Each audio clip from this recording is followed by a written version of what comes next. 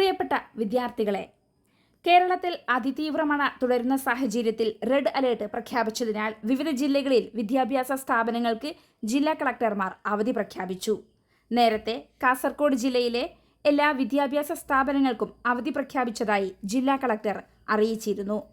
ഇപ്പോഴിതാ 2 ജില്ലയിൽ കൂടി ജില്ലാ കളക്ടർമാർ അവധി പ്രഖ്യാപനം നടത്തിയിരിക്കുന്നു.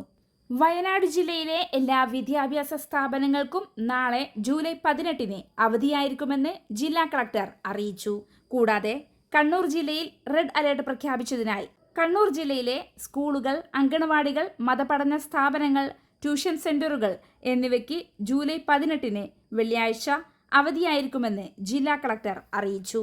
കൂടാതെ നാളെ വെള്ളിയാഴ്ച സംസ്ഥാന വ്യാപകമായി KSU സ്കൂളുകളിൽ വിദ്യാഭ്യാസ ബന്ദിന് ആഹ്വാനം ചെയ്തു. മറ്റു ജില്ലകളിലെ അവധി അറിയിപ്പുമായി ബന്ധപ്പെട്ട വാർത്തകൾക്കായി ചാനൽ സബ്സ്ക്രൈബ് ചെയ്യുക.